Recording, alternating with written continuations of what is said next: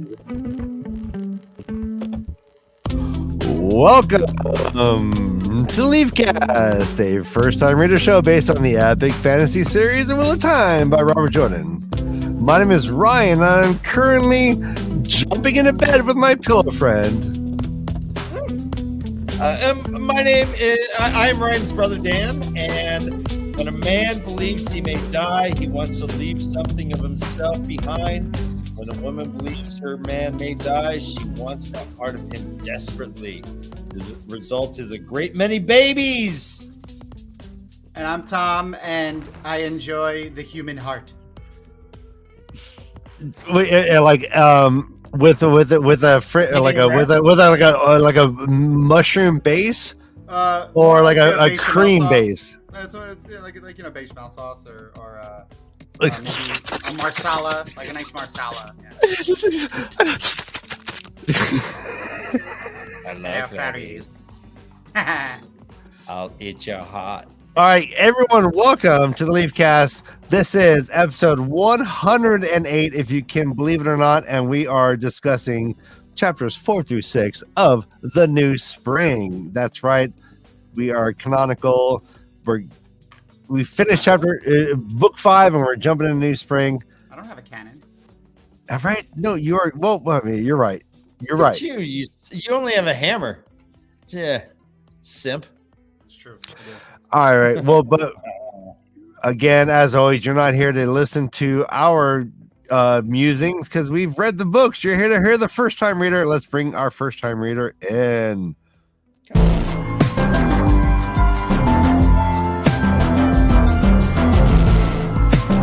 Bring it, Josh. Come on, Josh. You're the best around. We love you.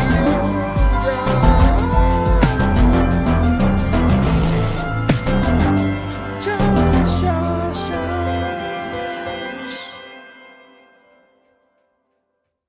Replace every beat of that with Josh. Josh. Hey, live tap. Howdy, everybody. Hey, welcome to the show. Thank you. How's everyone doing? Pretty good. Josh, that 5-minute intro song, I remember recording that with you, my friend. Yeah, you need the new version of it. Give it to me. Yes. When you're done tending to your dog, we should get together and trade some of those over. All right, yeah, we'll share links. We'll Voltron.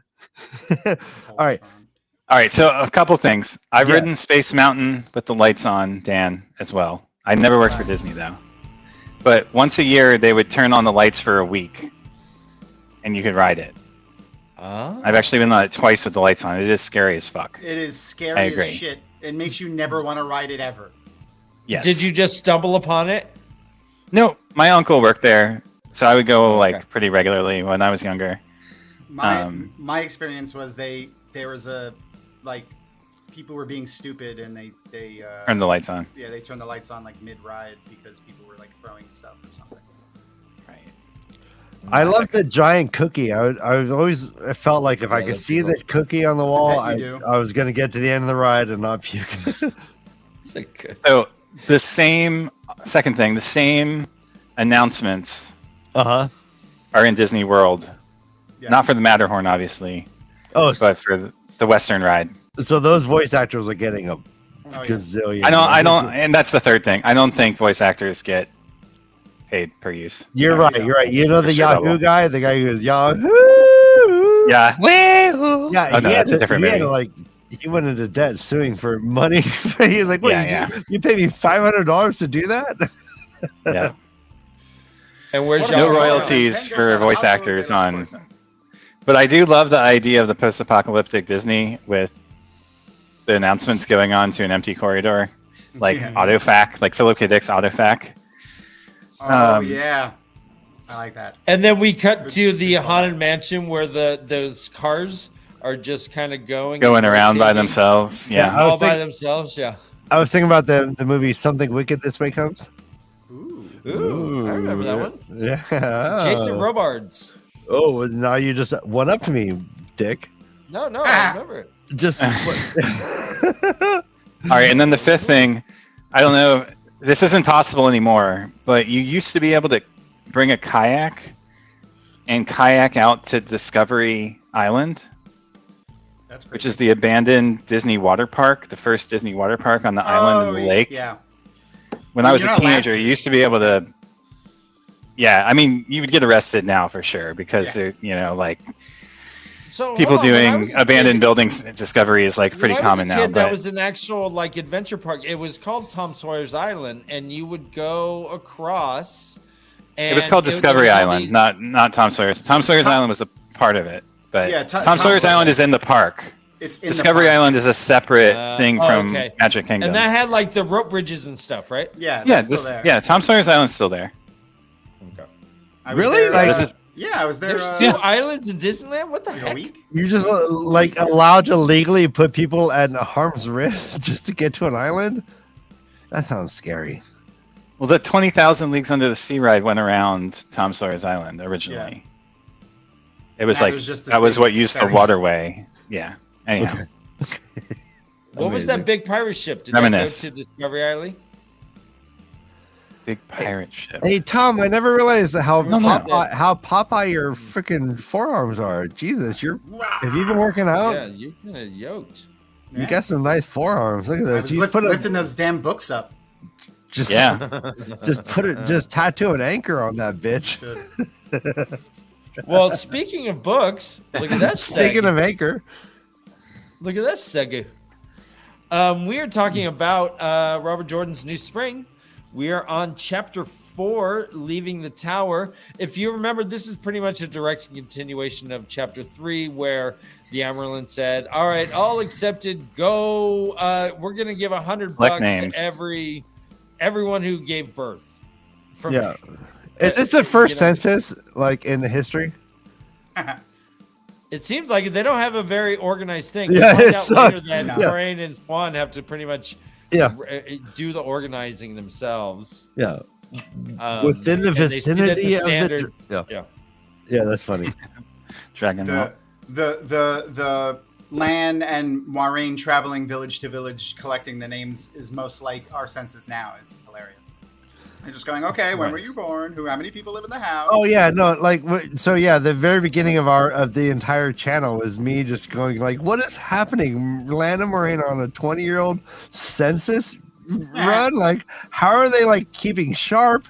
Like, how Tom, are they just not like doe-eyed like soft? Tom, people? I guarantee you that if the census workers walked around and gave $10 to everyone who signed the census form, they would get way more. Nowadays, people try to avoid the census because that.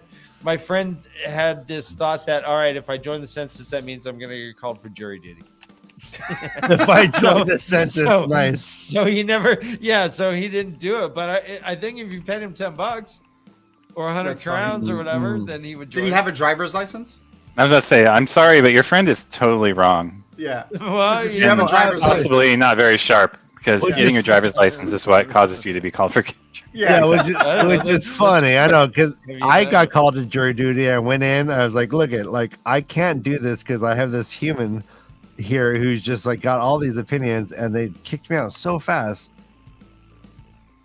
You went in there and they were like, I literally can't think for myself. Someone shoves their hand up my ass and thinks and speaks for me. So. You started having this argument over the paperwork with yourself, and the guy's like, you know what, that's okay. Yeah, Why don't I'm you like, just hey, I was like, can you put the pen in my hand somehow? Put it here. Put it in my hand. Put it in my hand. I wonder what they would do so- if you showed up with That's what I'm saying. Like that was the vision. It was me going Like, into hello. DMV with a puppy, being like, "Hey guys, I'm here for jury duty. Ready to No, go. don't talk to him. Talk to me. Damn it. I'm right here. Talk to the hand, which is me. Go on. Right on Go on. podcast tonight, Taffy Bennington had a drawn-on mustache. That You mean looked very Tuffy much like your Buddington? eyebrows. Tuffy Buddington. Because they're doing the U, the letter U. Yeah, and it was Twet Crust. Twat crust. Okay, that's amazing. All right, so anyways, they look just like your eyebrows. That sounds like a STD of some kind that you need. Twat crust. Yeah, you definitely got to avoid sharing twat crust around conference. There's twat crust growing around the villages now. I heard like Woodstock 2003 was all about twat crust. It's true. That Limp Bizkit, I think that was an album name. That's what caused it to be limp. Yeah, it was a lump of Buskit. Oh God. All right, let's get on with this fucking story before things get great. God, so, Ryan just Reno grinding Swan- this cast into the ground. Rain and Swan, like all the accepted, are leaving. They're getting ready to go. They go to the stables. The stable's huge. It's bigger than the stables at the Sun Palace. Moraine notes. She has her own horse. I love that. She bought her horse. It said Moraine had purchased Arrow to celebrate attaining the ring. And she had wanted to buy, quote, she had wanted to buy Swan a horse to celebration too. And now she wished she had not let Swan talk her out of it. So she's like, come on, Swan, let's get some horses, baby. Yeah, that's so rich girl. I'm going to go buy a horse. I got a ring. Right, I could buy you one too. It's no big I'll deal. buy you one too. first off, I just got to say something. Yeah, Mistress Dovie, riveting WOT discussion. Hello. Are you here for riveting WOT discussion, Mistress Dovie? Come on now. Come on now. Yeah. Come on. Come on Come now. on. Come The on. sweet, sweet bud. Hey. Yeah, baby. Ooh. Look at that. Ooh, Hey, show some nip. look at him. Mm. You Pop want some- one, Dan. Pop one. Oh, take it up. Yep. You see that? Did you see those abs? Look at. Only Oh, look, Dan. the V. He's got the Look, V. I got the V. He's got the V. I swim every morning. Oh my God! Instead of OnlyFans, it's only Dan's. Yep. All right. Only dance. MaTsDaGger, for the record, Joshua off the rails. For the first time. Matt. But you Yes. said the fifth thing I want to say. I know. Which is so Unprecedented. wild because normally he only works in threes. Well, when you guys talk over the introduction, it's hard to respond. So You're right. I know, Karri John, right? Karri John, just catch up with us and you can join the show. No, fine. Let me do a couple push-ups. All right. Yeah. All right. You're what a show off. Wow. So strong. Clap, Clap. clap. Clap. That's the sound that claps make. Did you know that? Here, I'm gonna do some setups. Let me put my knees up. All right. When I Go on, twerk, go on. yeah. All right. No, yeah. Well, we can keep going. Dan's Okay. jazzercising. I'll talk while I'm doing this. Okay. All right, so Moraine and Swan, they get to the stables. They're ready to go. All the accepted are going. Where are they going? Yay. so distracting. Jesus Christ. So He smells like So, he's been swimming. Are you smelling his yoga mat? I was. there's 8 guardsmen. There's 8 guardsmen for the escort for each of the 2 accepted that are going. Their leader was Stellar. Keep going, Dan. Our viewers are going up precipitously. Keep going, Dan. No one can believe what's happening right now. No one on screen right now can believe it, and no one watching can believe it. I'm in awe. Yeah. So All of those middle school physical fitness tests. Are you doing sign-ups? yeah, I was doing side-ups. Yeah. Do some I made sign-ups, some yeah. backups. Oh, backups. So Back- yeah. So we learned that Tarvalon is 10 miles long, and it's all the city. It takes up the whole island, right? Nice. They're going towards the Allendar Gate, which is about 5 miles away, since the tower is right in the middle of the city. And Dan, we might get banned. Be careful. all right, I'll stop. It's the moans and grunts. But according to for me. Moraine, Tarvalon was the largest city, the grandest city in the known world. In the we whole missed world. we missed the drinking obligation. I Oh, can't please unsee this. Oh shit, Karri John, that's funny. All right, we'll do It says, her good riding gloves, dark blue with leather with a touch of embroidery on the back, followed, plus a small sewing kit and a carved blackwood box, a ball of stout twine, and here we go, 2 pairs of spare stockings in case those she was wearing got wet. Well, okay, yeah. Okay. Wet socks. Yeah, well. Stockings. Stockings.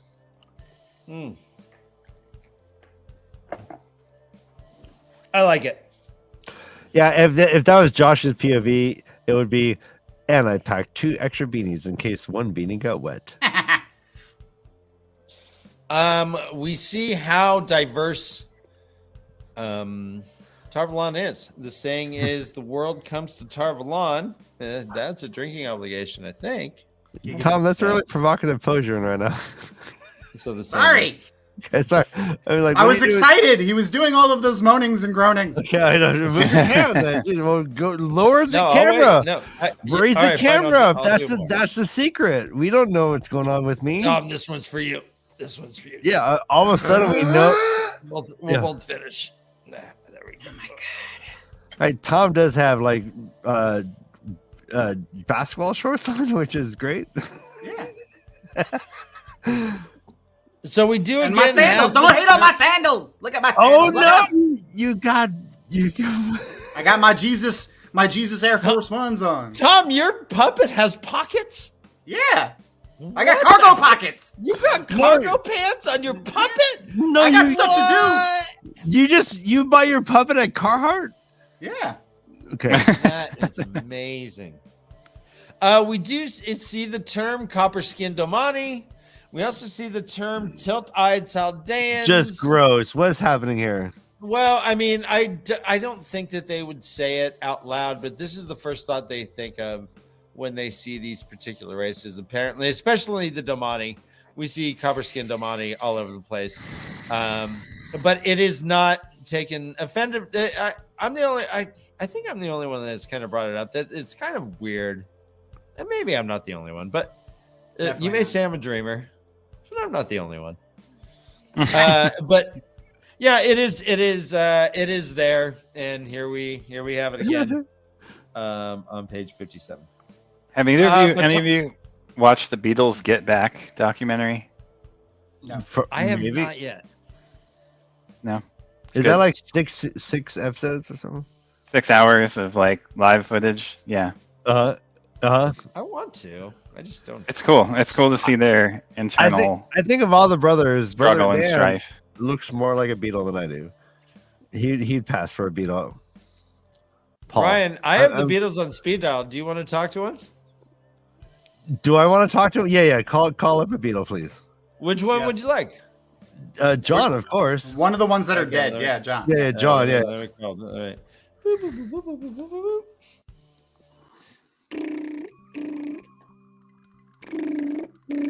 It's a European ring.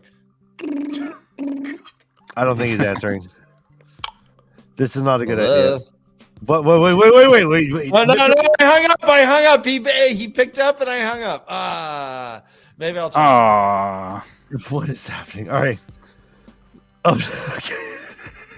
So we just had you say, wait. That was 2 minutes for you to just say hello with a British accent. Hello, That's no. I'm Brian. This might be Chekhov's John Lennon. well, I hope let's just say it better be. Please let it ride, baby. All right. Well, I'm concerned for the audience. Let it ride. Just for MaTsDaGger. I'm looking over here now. Let it ride. I think it was Nope. MaTsDaGger that was calling out for the map. Oh, there's the map. Ooh. Yeah. Hit it from This the is- side. this is- like this- a motherfucking This is my space favorite star. area. It's over here, the northern edge of the island. It's a good spot on the island. Uh-huh. Explore Actually, it you know what? regularly. Tom, you're facing the southern. That is the southern. You're chopping south.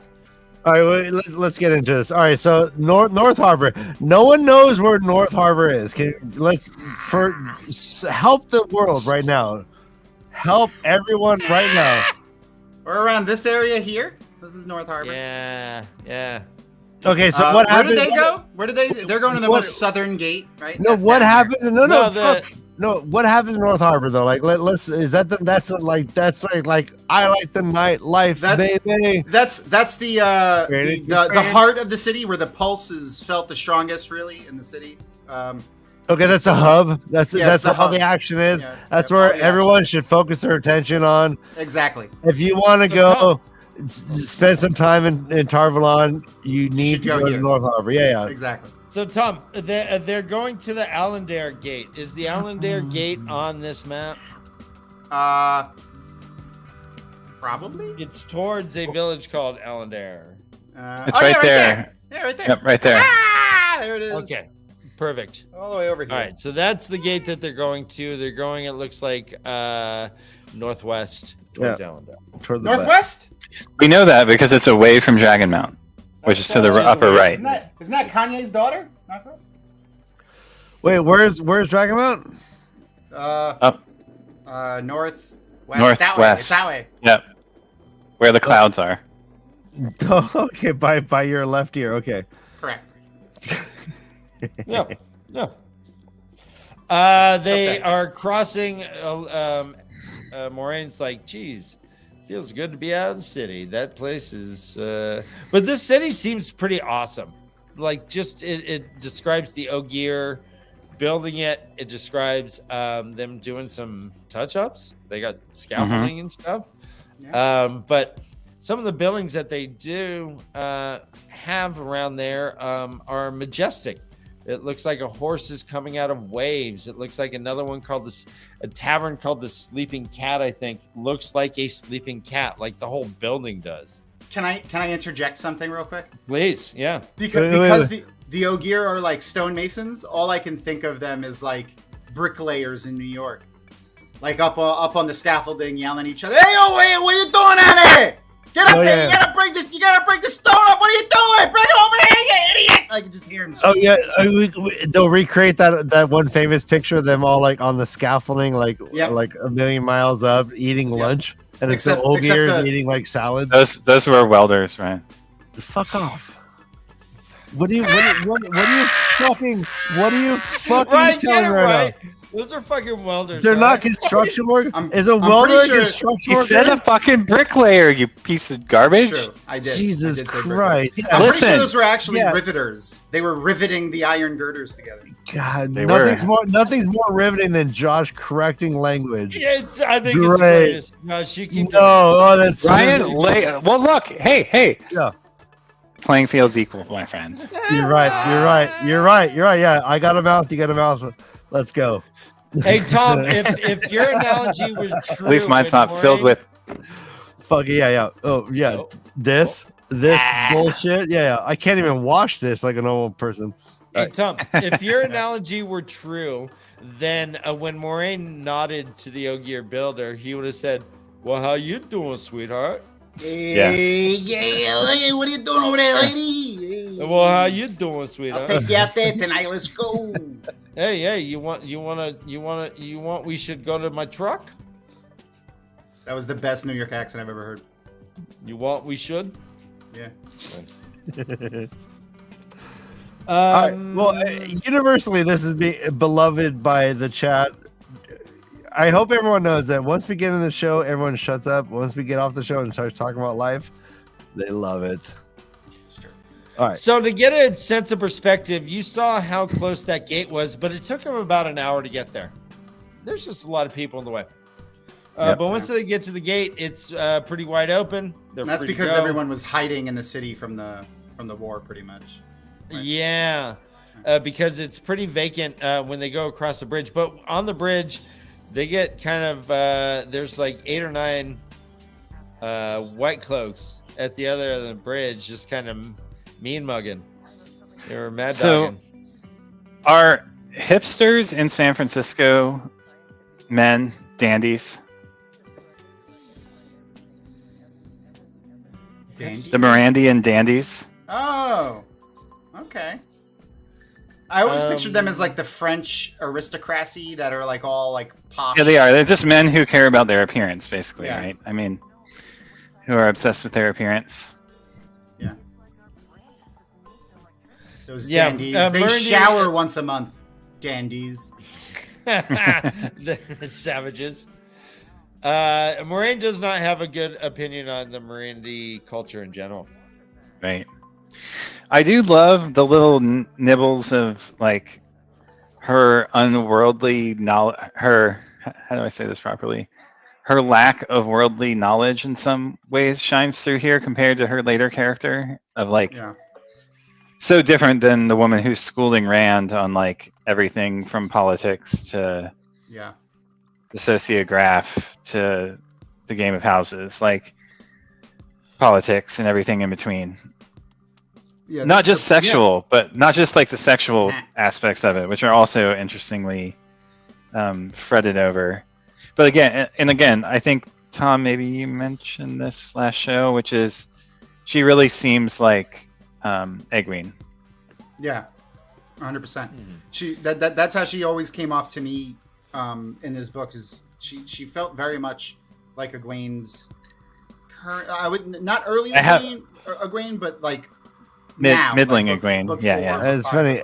There I see parallels, but I really like how uniquely she's experiencing it. Like this is, for me, this is Moraine, and I love like seeing how she handles literally being scared and in the moment like trying to like fumble for her like mental exercises and all that. It's really fun because when we first meet her, she is demigod, right? Like she's like the most badass, stoic. Yeah. It's also like not really that well described. We never really like get to know her. Yeah. She's Gandalf. She's Gandalf. Which is- essentially.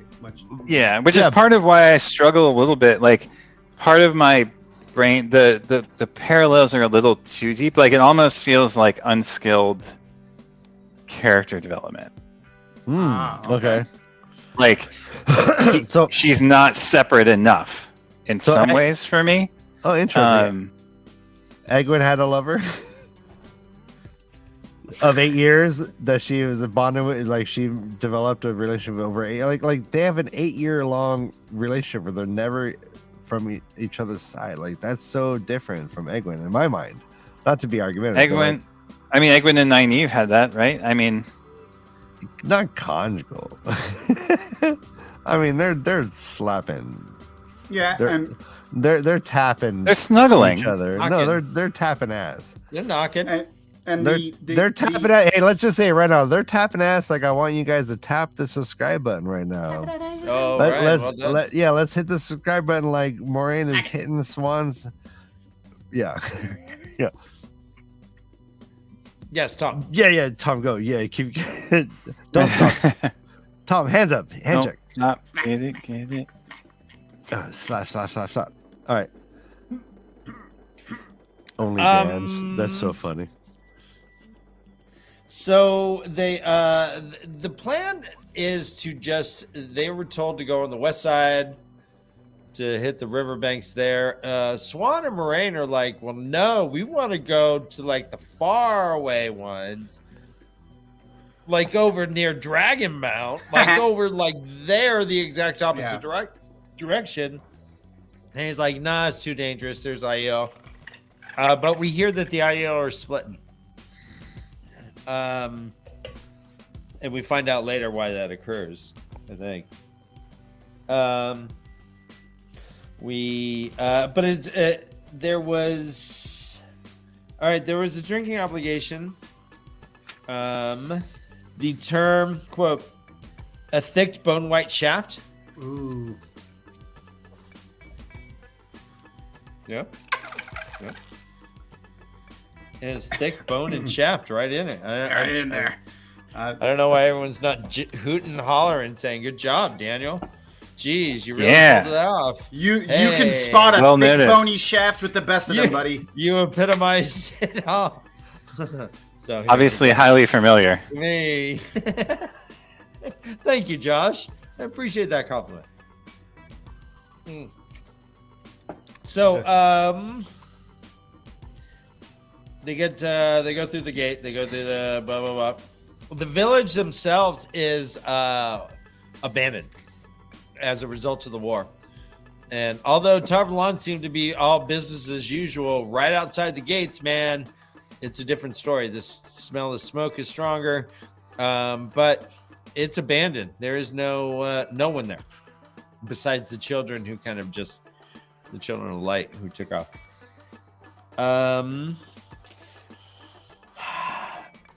So there was I underlined this. I don't know if this is a drinking obligation. Quote, after 6 years practically in one another's belt pouches. Meh. Yeah. Yeah. Yeah, never mind. Maureen, I have an ointment. No, all right. No, yeah, let's drink to that. Yeah, adding ointment. Oh, ointment? Yeah, always. I have an ointment. And that was her response. There's an ointment for that. Was it like, even if you said I had an unctuate, I would say need a let's price drink. check on Vagisil. What is Vagisil. is that the word, Yeah. Josh? Unctuate? Unctuous. Unctuous? What am I trying to say? Damn it. Rambunctious? No. Think about it. I mean, I am. I'm looking it up.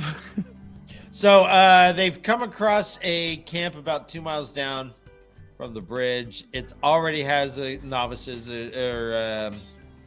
accepted. They got lines of 50 long people, and they're like, oh shit, they got this taken care of. They find another camp that's more bustling, more busy.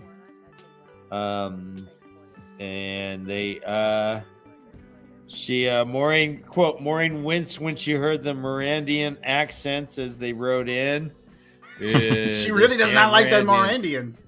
She's like, damn it, I thought this was going to be easy, but apparently we got people. There goes the neighborhood. The Morandians moved in. That's what she's definitely a rich, posh girl.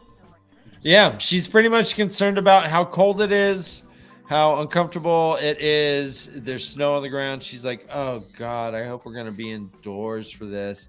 And they put up braziers of fire. And she's like, well, this might not be so bad. But I mean, I don't know. I don't wear braziers, but I feel like if you wore a brazier of fire, it would hurt. Well, hold on. Brazier. What is it? How do you pronounce it? I'm just messing. I know, but brazier. Is it Brazier, brazier? Is it the same way? Yeah. Well, All right. Speaking of words, unctuous, chiefly of minerals having a greasy or soapy feel. Unctuous, oily. the North Harbor of Tarvalon is unctuous. I don't know. Thank you. If you're doing things right. Yeah, that's right. Exactly. Yeah. If you're good intentions and good energy. So that pretty much ends with them getting set up to start the census. Josh, is there anything that I missed in this chapter that you wanted to talk further about? Nope. Okay. Very perfunctory of you. Other than Bannermen are always kind of gruff and right. Yeah, I love it. I wonder what analogy the Bannermen fall under to like the modern military that Robert Jordan was like. right, a part of. Yeah, like is he referencing like another type of, something from his past? Like, is there a guy that he's picturing or a specific position? I like that. Well, let's go ahead and pass the dew cheap on the left-hand side. Woohoo! Mi hermano Tom. Hello. All right, Okay. you got chapter 5, my man. Yeah, it's the human heart. That's the name of the chapter. That's why I was talking about hearts before. If we can chisel some of the ice off of my heart, we could cool my drink tonight. Why do you have a cold heart, Tom? It's true. I put on a good show. In Florida, that's rough to have. It's true. Normally, the humidity takes care of that. It does, but I always stay nice and moisturized. My skin doesn't dry out. Nice. Anyway, so Maureen and Suan begin their census taking. They are they set up their little table, but in the beginning there, it's a lot of nonsense, a lot of women going crazy, and Moiraine makes it a point where she notices their clothes and their jewelry and like what stations they must be. Right. Though we could see what do you think, Josh? You see early Suan Amyrlin seat here in this chapter. The way she holds herself, Moiraine said, like she. Oh, like a natural leader, kind of like Charlie in charge. Yeah, everyone just listens to her when she makes orders, and like she doesn't. There's one particular scene where it's like she says, "Just answer the question. I don't need any of that information." And like Moiraine recognizes like she didn't even raise her voice or look up from the paper, and the woman just seemed to listen to her. Fun little tidbits like that. But we also see that Moraine's choice to give this woman a silver penny later on, makes her like a big deal. Oh Respect earns her mad respect.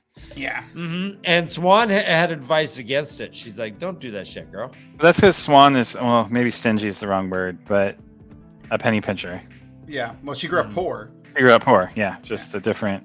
Again, this is where I get a little bit of Star Wars, like repeating the same tropes. Like this is the same thing with like Nynaeve and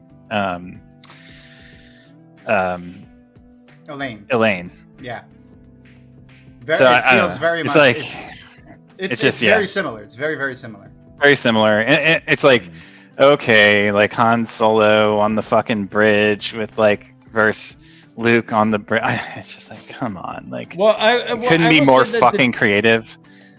The difference I see is in their relationship within one another. So they may have these backgrounds, but the affection that Swan and Moiraine seem to have for each other is not something that we've seen necessarily within the series, within like characters who love one another.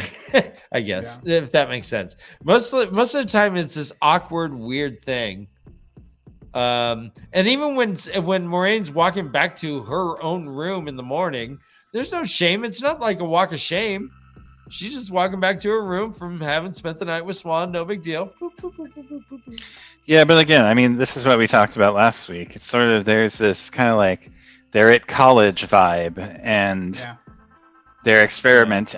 It just, it leaves a little bit of a bad taste in my mouth. Yeah, you didn't feel their affection for one another during these chapters there? It feels. No, I do. It just, I like don't like the how it's leveraged, I guess, is what it boils down to. Okay. I don't know how to say it better than that. Yeah, but I think Tom understands where I'm coming from. Yeah, it's how it's portrayed. It's less like a serious, like quote unquote, like a serious relationship where they're like together, and more like it's just like a passing thing that they are enjoying at the moment. And even how it's portrayed, like, 10 years from now we won't have spoken. Like, yeah, they don't even consider the fact that they're not imagining a life together at all. Yeah, Yeah. Whereas, like, I feel, and I mean, part of this is like, again, contrasting it with the small village mentality of Nynaeve and Egwene, and how that, like, Nynaeve is embattled with Elaine, and like, I don't know, it's just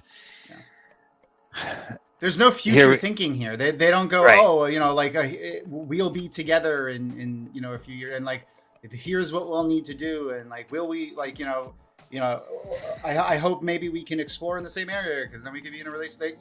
All of the characters imagine themselves getting married with their significant others, and what they'll be doing with them, or not doing with them, because they'll have to be doing stuff. And it's Moiraine and Suan are just like, well, once this is over, we'll split up and we'll never see each other again. Oh, well. She'll be off on her adventures. Like, right. Yeah, and hey, I'm back. And that seems to be like very much not specific to their situation, but good night, Karri. Right. Bye. Someone ban her. Would you mind? I ban you from wakeness. No, don't do that. Oh, sleep well and wake. We'll see you next time, Karri John. I'm glad you're back. Yeah, what I was saying is like you can glean from how Moraine is just very naturally thinking about it that this is not specific to their situation. It just is. Yeah. Right? Like there's nothing special about what they're doing. They're doing it and it's going to be done and there's nothing to pine over or opine over. Right? Yeah. Opine. Yeah. But yeah, that's I mean, we could talk about that. But that's a panel for another time. Sorry. But yeah, we could talk about that all night. Like the positives and the negatives of the way they portray same-sex relationships. In fact, there's been many a panel on that at JordanCon. JordanCon. Anyway, we have the Lady Mary Du Ahan Conlon coming up, covered in all of her jewels and with her baby. She says she's gonna frame the money. Very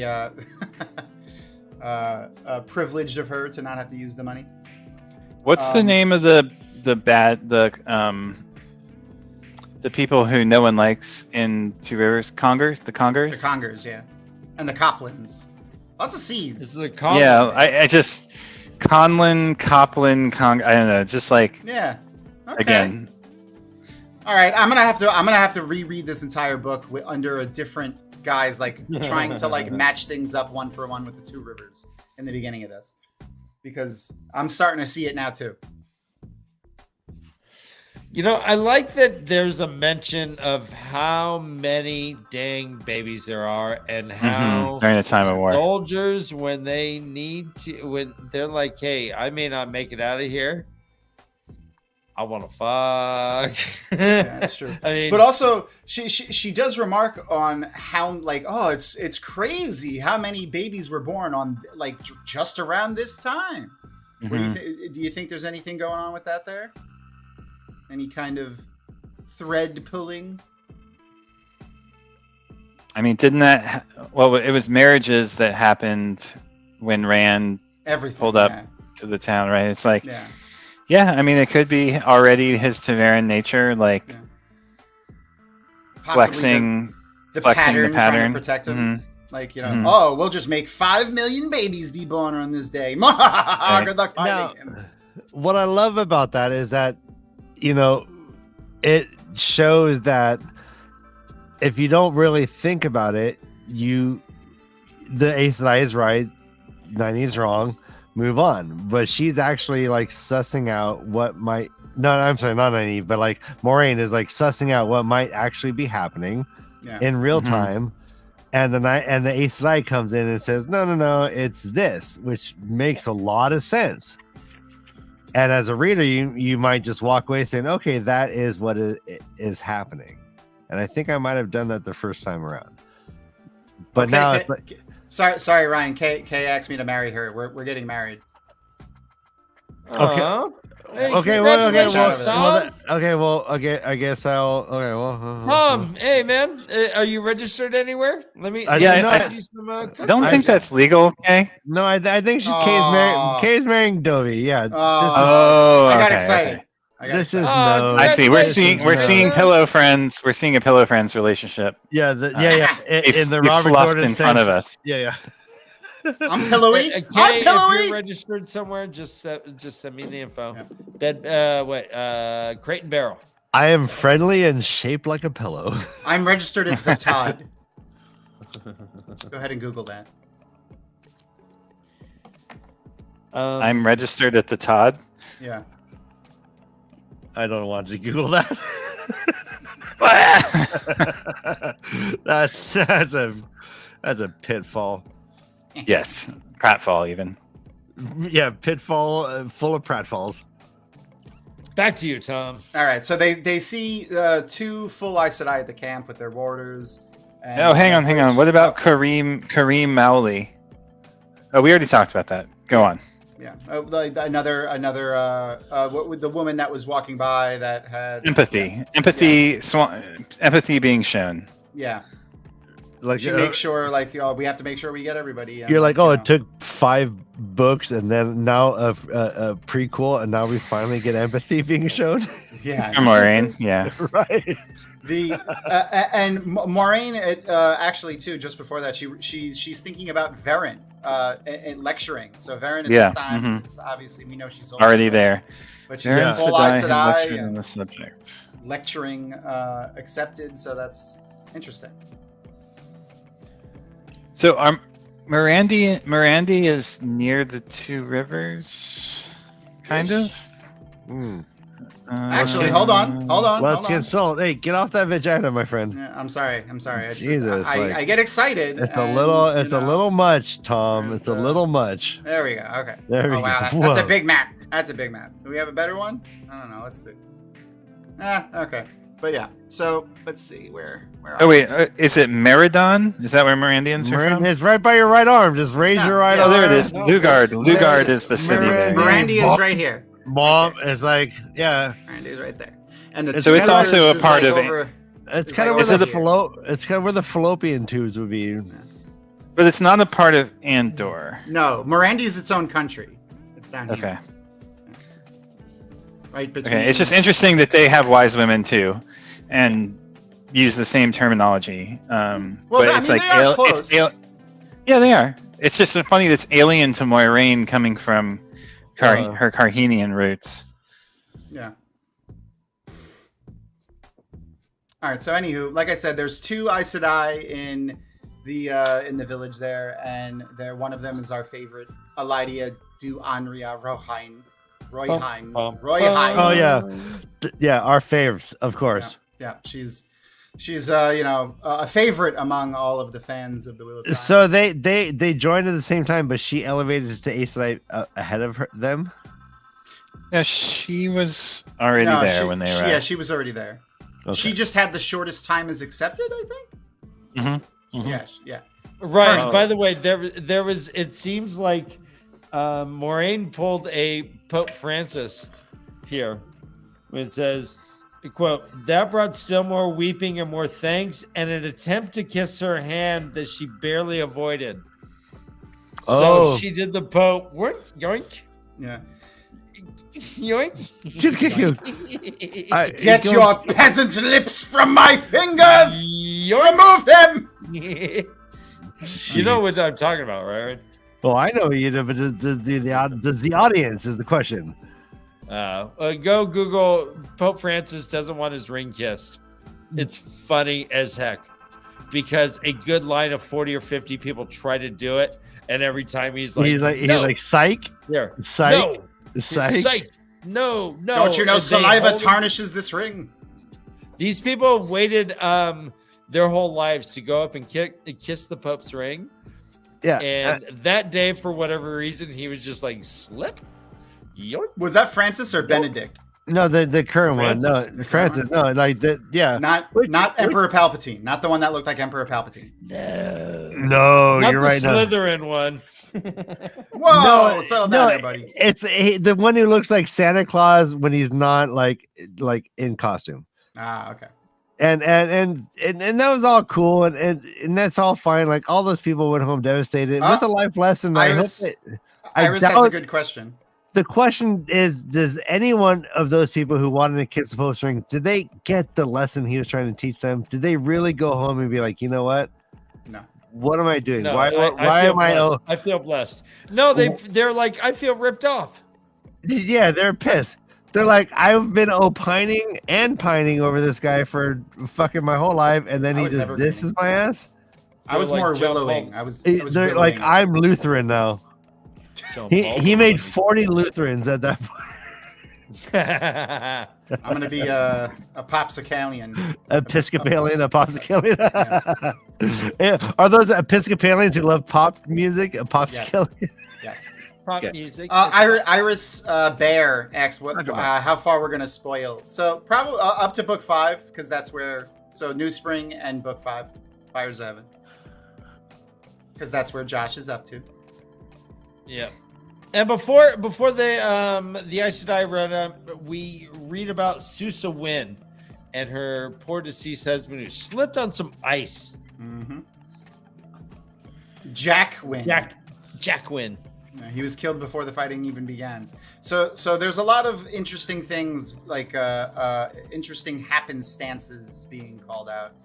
Yeah, it did make me wonder, like, is this another moment of the pattern creating an opportunity for someone to do something necessering, right? Yeah, like I wonder what that guy slipping on ice had to accomplish. You know what I mean? Like, I would love to see just a montage video of like him slipping on the ice, dying, and then the branch, reversing the tree branch kind of like Magnolia, like the movie Magnolia style. I'd love to see it like the Studio Ghibli short where like you see Rand like shoot a bar of balefire and hit the guy, and then then you like see all of history around him unravel. Yeah.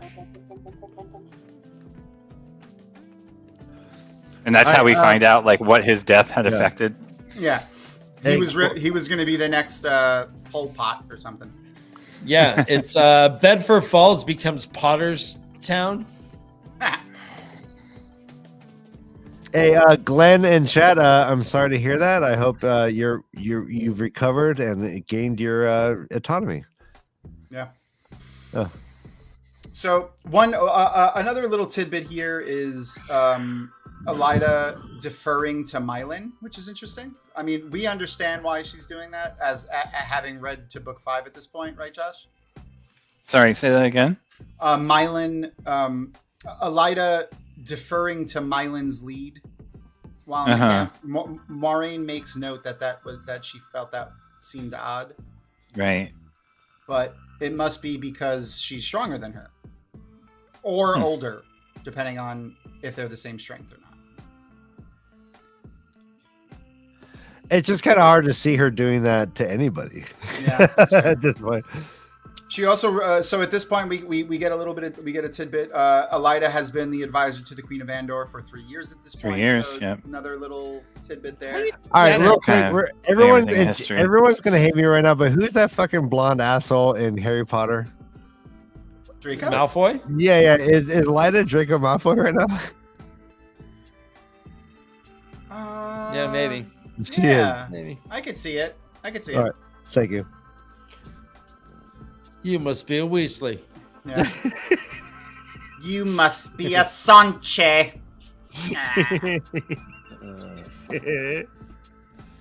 So they finish really late. Moiraine at this point is also feeling a lot of the cold.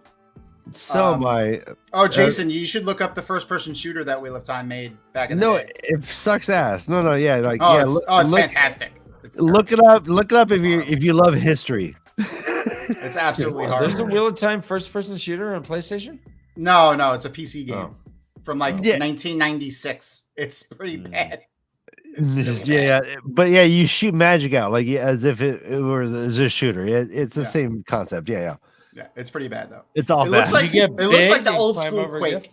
No, none of that. That would be like that would glitch. Everything you tried to do it and it would just glitch. The game would be like no. It's like Wheel of Time meets Oregon Trail. Yes. Okay. Yes. You die of dysentery. We have the Wheel of You die of the taint. The taint, yeah, exactly. We have a card game for that game, and it's just as difficult as the real video game. I think we played it like 25 times and just never won. No, Oregon Trail. Card? Oh, Oregon Trail, yeah. It's you have an Oregon Trail. I read that there is a glitch. Yeah. There's a glitch that if you just go ahead and say, all right, I'm going to get sick, but you get a bunch of food or something, you're guaranteed to win or something like that. I read that there was people who had figured out a glitch. Ways to get there. Man. There's here I am, 6th grader trying to struggle through this dying. Iris, there's actually she said they said that they were waiting for the ability to play that game. I forgot the video game company, but like one of them has a launcher where you can actually buy the game on the launcher for like $1 or something like that right now. But it doesn't play on anything past Windows XP unless you like do some jerry rigging to your OS. Yeah, who Run it within Rosetta or whatever. Yeah. Yeah, of course, Josh would know. Yeah, Josh is like, oh yeah, that's fucking easy. Oh, jerry rigging, yeah. Like Yeah, I I'm know, sure it's I know Rosetta. 10 ways to jerry rig. That's what my job is basically jerry rigging Jeez. Yeah, computers. just like a master simple. jerry rigger. So Yeah. I'm gonna have to pick your brain. My computer's been bothering me I lately. jerry Anyway, rig for Maureen is feeling the cold in this, which is different for her. Usually, she's lamenting about. She's how so cold, icy. Yeah. And I do love how the blues and just Aes Sedai in general continue to be described with water metaphors, like you mentioned last week, Ryan. Yeah. I think there's a time when they were walking away being led by a soldier and they said, oh, he's like a swan in a river. a fat swan. A fat swan in a river, which is like, what? What? God damn you, Josh. That's vicious as fuck, though. All Swans are mean, man. The last thing I want to experience when I'm listening to an audiobook is Josh's smug face saying, see, I told you. Right? Yeah. I don't say that. Yeah. You always say that, Josh. I've Yeah. heard you try 4 or 5 Yeah. times. Why Yeah. would you call Ryan a fat swan in a river? Yeah, That's yeah. not nice. Yeah, you're Jesus like, hey, Ryan, tell me Christ. I've been Fat- working on fat it. swan. You call me fat? I'm working on it. that fucking swan. That's it. Hey, Dan, fuck you. Wait, what? I was He just slipped reading that one it. in Schwing, there. schwing, Yeah, schwing. That got a little. We say All right, schwing. Hey, let's all All right. let's all stop right now. The Bannerman also seems to approve of Suan's gruffness and shortness and orders and stuff, which is another little reference there. To that. They get ready to leave. The Accepted are returning to their rooms, waiting for their hot meals. But Katarine is waiting with a summons for Moiraine from Marine, the Mistress of Novices. Hold on, we did skip over a drinking obligation. I'm just going to shit. read it out loud. My bad. Maureen was blowing on the last name.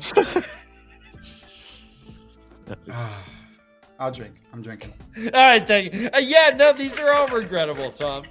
Yeah. Lots of regrets. I gotta make it to my chapter, guys. Come on. That's all right. All right. Marine tells Moiraine that King Lamin and both of his brothers are dead. They were killed yesterday, which is probably why the war has ended.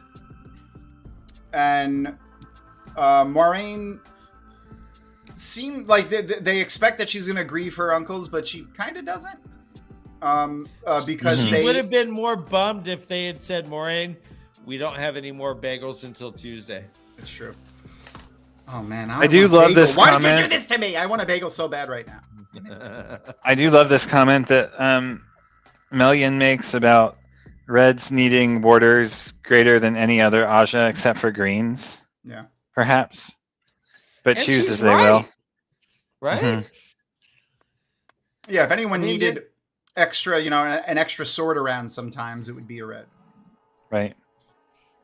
Whoever goes out in the field should Mhm. have like some armed. Especially as often, especially with what, The white cloaks around. Oh, we did skip that white cloak scene too, where the white cloaks are at the end of the bridge, like taunting, brash taunting them, basically. Like, yeah. It's there's a very loose alliance with the white cloaks and pretty much everybody else, where the white cloaks are kind of working with everybody. But now that the war is kind of ending, it seems like the white cloaks are trying to make up for some lost time here. Really? With the way they're kind of taunting, I want to say. What do you think, Josh? taunting. Yeah, they're definitely taunting them, but it wasn't as overt as it could have been, I guess. I mean, they didn't outright attack them yet, but Right. Also, to your point earlier, Elida, it's described as her dress as, quote, it was a bright hue as though she were screaming her Aja to the world. oh yeah. Sounds like a red to me. They often remark on how it's mostly the reds that are wearing there. All right, Tom, truth or dare? It's true. I did. Okay. I did All right, hope that. truth. I really hope a bagel is. I hope you manifested that fucking bagel. I didn't. We don't have any bagels here. There's no good bagels in Florida. There's no good bagels. There's no good bagels in Santa Cruz. I'll tell you. Yes, there is. What? In Santa Cruz, there definitely is. Well, let's what? Anything anyone calls a bagel down here right is just next bread to in a circle. Aptos. It's in his garage, Ryan. No. This guy Roger. All right, yeah. Andrew the Bard of Time says, you all misread. The white cloaks are not taunting, they're toasting. Damn it, Andrew. Oh, he got you, Tom. Oh, God, it's amazing. Jesus. That is the best. You win, sir. How did this guy just fucking woke up? Either he woke up or he had an entire all-nighter, which let's get into that. No, he's just that happens. He's just that good. He just woke up. He's brushing his teeth, doing 20 push-ups, and like hitting us with the best jokes you've ever heard in your life. Simultaneously. All right, yeah. Andrew, do push-ups with Dan at the same time. Yep. Let's go, Andrew. Yeah, match Dan. No pain, no gain. All right, I'm loving our new friend Jason. Jason, just keep talking to everyone. Welcome to the show. Hey, Tom, I worked at a place Ryan. called Bagel Mania. What, Josh? Yes. Firefly. Firefly? You've never been to Firefly and had a bagel and coffee in Santa Cruz? Oh, we're talking Next to where Yeah, Firefly's coffee sucked, and they took their bagels from that Santa Cruz. No, they make their bagels in house. They're really good. Okay, I missed out. No. They're like amazingly good. Like I go to Santa Cruz and like I'll have a bagel every day there because they're so good. Firefly.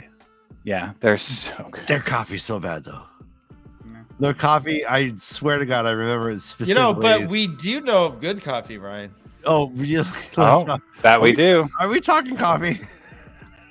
Way the Leaf are proud to be partnering with Tourist Hat Coffee Company. Tourist Hat Coffee Company is a family-owned business with a strong belief in giving back to the community. Tourist Hat Coffee Company is a social purpose business whose mission is to bring people the absolute best in small batch coffee while supporting children at home and around the world. And if you go to touristhatcoffeecompany.com and use the promo code LEAF2022, you'll get 5% off your entire order. We hope Tourist Hat Coffee Company becomes your family's coffee of choice. Remember, a part of each order goes to an amazing charity and helps allow us to continue doing this show each and every week. So go to touristhatcoffeecompany.com and use promo code LEAF2022 and receive 5% off your entire order.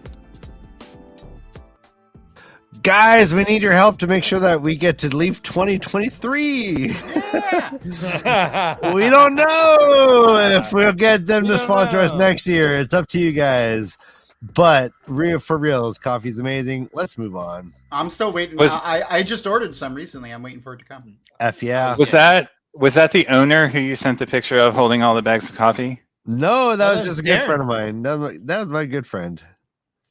My dear good friend. Darren. So, back to King Lamin. Moraine finding out King Lamin and her uncles are dead. She kind of just she's remembering them giving her dad shit and and not really caring about her uncles being dead, and the Aes Sedai is like, shock. You must be in shock. That's what it is. And they give her kind of like the night off, which is, I guess, nice.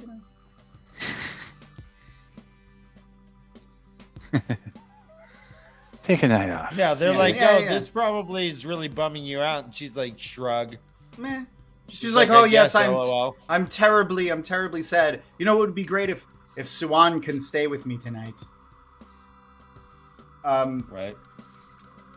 They go back into their room. She shields her dreams, which is interesting. Like I mean, they teach Aes Sedai to do that, but it's interesting that she feels the need to do that It seems like she's almost sanctioned to do it.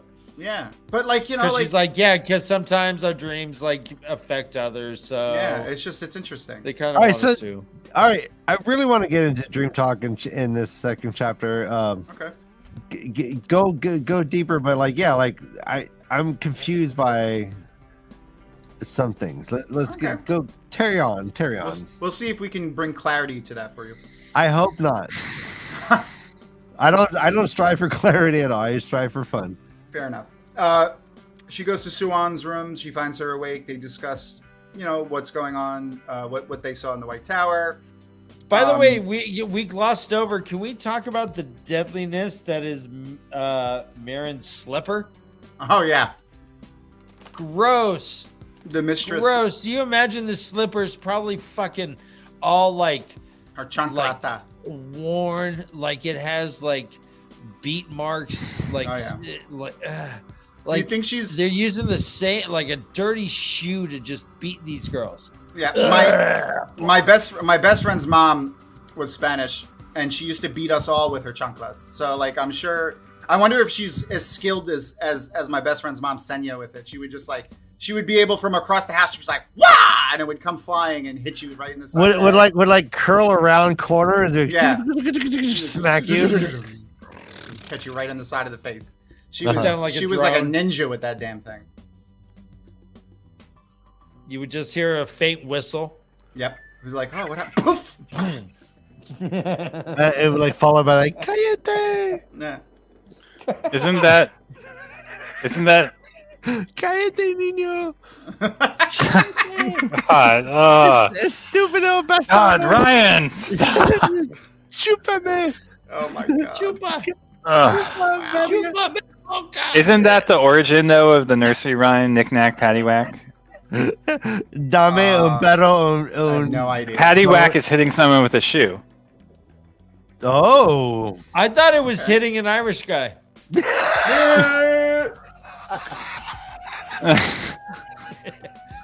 Ryan, stop. Ryan, pretend we've been there. All right, yeah, we've been there. I'm trying. God.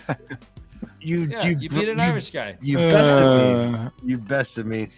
It's a better one. All right. Well, yeah.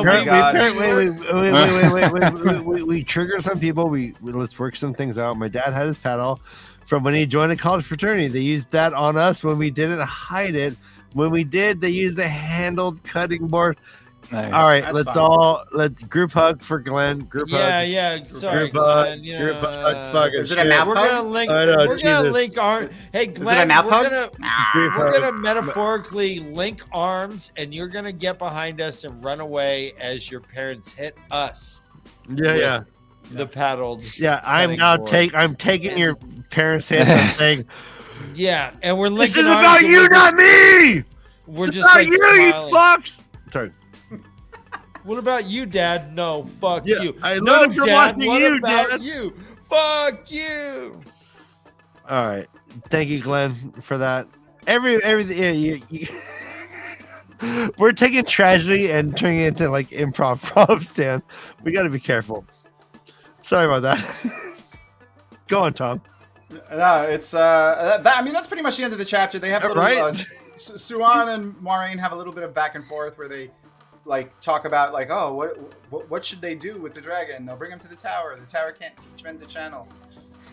But they there is- do have dreams. Both of them Yes. have nightmares about a baby and a faceless man, more or less, right? All right, what is this? I thought this would be the entire episode was us talking about this situation. Well, they right didn't here. dream though. No, they were just having visions of sugar plums. And fairies. Neither of them could Oh. close their eyes through the rest of the night. Maureen did not know what Swan saw lying there staring up at the ceiling. Oh yeah, she they said, were. she said she truly was tired and sleep came quickly. That's a drinking obligation. Unfortunately, nightmares came too. Sadly. Not of her This was uncles or before. even This was back before then. she went. Yeah, but that's before she went. Right, Well- right. So afterwards, so she walked in, and the first thing she said is, "Are you?" Oh, did you have nightmares did you too? have Yes. she nightmares says. Yeah, too?" yeah, yeah, yeah. I thought you meant when they were together though, but yeah. No, I was talking about the end of the beforehand. chapter. Well, because being awake was no protection against these nightmares. Right. Yeah, Is how they Yeah. literally ended it. right. Well, The- But Do she you- does I mean- ask, "Do you think Tamara is having Yeah. bad dreams tonight, Swan?" She says, "Aes Sedai." no, don't Ace have that I don't have. Yeah, I don't believe that. First off, I mean that felt like one of these sentences that like you just have to doubt. Yeah. Um, I like that sentence though. I like I like that little exchange there. I like it, but like canonically and like all the implications are troublesome. sorry. I'm sorry. I have a problem. You're good. Yeah, But yeah, that's the end of the chapter right there. So, could it be that this is already Rand's dreams affecting those nearby him? It Baby could make Rand sense. or in Could make utero, almost about to be born Rand? Do you think Rand's been born? I do. I think he's been born. Okay. I think it had to have been born before the Aiel fled. Okay, yeah. That doesn't make sense that he would be born after there were no Aiel on the Dragon Mounts anymore. You don't think so? Do you think that Gitara Morso's foretelling was a foretelling, and it wasn't like it's happening like it happened right then, like at that exact moment? I don't see why she would have died if not. Okay. Oh shit! Okay. That's And the we only learned in reason the I could next come up chapter- with why she died. That it happened right then, Yeah. and it was Yeah. so powerfully a thing that she died. Yeah, that she just like keeled over. Yeah. That was the only been 2 explanation days. I could brainstorm. Yeah. I don't really think it is Rand's dreams, but it did make me wonder. Like, Yeah. we've seen Rand's dreams or other powerful TAVERN's dreams, or like powerful people who are powerful in the one power. God, it's such a mouth twister. It is. Their And you're dreams affect other people's dreams Yeah. around them. Yeah. So It says so right before she says, Strong "Did in you the have power." nightmares too?" It says Thank she you. wove. Good. Start over. to keep her He dreams will. from affecting other It people. Yeah. It says that could happen with those who can channel. Others nearby could find themselves sharing your dreams. Yeah. I mean, Rand is, as the dragon, would be the largest channeler, but I doubt a baby would be having these dreams. But maybe that's what babies maybe dream of there's- is their own birth. That's all they have. Maybe there's other Aes Sedai in the tower dreaming of this. Yeah, did That could be true. yeah. Who else? That's a very good question. Who else dreamt the exact same thing? That's a Right. very good question. Right. Maybe all of them. Oh. It could also be that it's Luz Theron dreaming in Rand. Okay. Or, the dragons yeah, who came before him Yeah. dreaming in Rand of Uh, past Yeah. history, I suppose. Yeah. Because it's not, these aren't just plain dream. I mean, if we accept that this is somehow part of the TAR, or at least like is deeper of a dream than Adjacent, at least. is dream world adjacent. What does that mean? We don't fully understand at this point in the series, like what the implications of that are, Yeah. and who can execute things in a way that is powerful from that position. Yeah. Um, We know the Aes Sedai know very little about dreaming and the dream world and all that. who is Other the than that it faceless man calling down lightning? So, well, let's get into that. But first, let's answer this question: does that foretelling say that the dragon has been reborn, or as in past tense, or uses verbiage which implies it is happening at that moment? I believe it's the past participle. It's the. I'm pretty sure. Let's go back and look. It gets unclear because in subsequent chapters, Moraine says it like pontificates whether it's going to happen in the future or it already has happened. So it wasn't clear to Moraine, who witnessed it, whether it was happening at that time or not. So that's why it's hard to suss out. So do we know anything from text whether or not Tam Here's what it says. Wait, Brother Dan, hold on real quick. Do we know anything from text outside of this as to when Tam found the baby, regards to when Layman was killed? Tom, Encyclopedia Tom. Yes. Do we do know? Okay. Yeah. All right. So let me address Dana's question. He's. And I'll just Oh, I say- was. Oh, I have. Do you have the thing? I have the quote from Katara. Yeah. Okay. It says, quote, "He is born again," Katara cried. "I feel him. The dragon takes his first breath on the slopes of Dragon Mount. He is coming. He is coming. Light, help us. Light, help the world. He lies in the snow and cries like the thunder. He burns like the sun." This is all present tense. Sorry, I drank for both. I'm coming. Or he's coming. I'm coming. I know. I was gonna say Yeah. drink. That's thank you, Tom. You are. But yeah, so like the way she says it is, he is born. I feel him. But then later on, Maureen like pontificates whether it happened or not. Yet. Well, Maureen is also a kid. accepted and a kid. You're right. You're like you're right. Absolutely, and it does make sense. It does make sense that the baby would be born. Battle was still happening.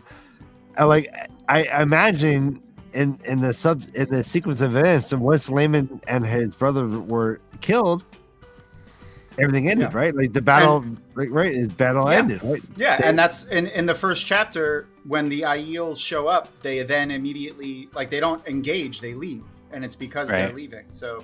Right. If the chapters are happening chronologically, you would think. Then my guess is what do you think, Josh? Do you think like Guitar Morrison was saying it as it was happening, or it was going to be like in a little time loop or delayed? I think it's happening. Was there a Wi-Fi delay? No lag. No lag. No lag. She spoke right as that baby popped out.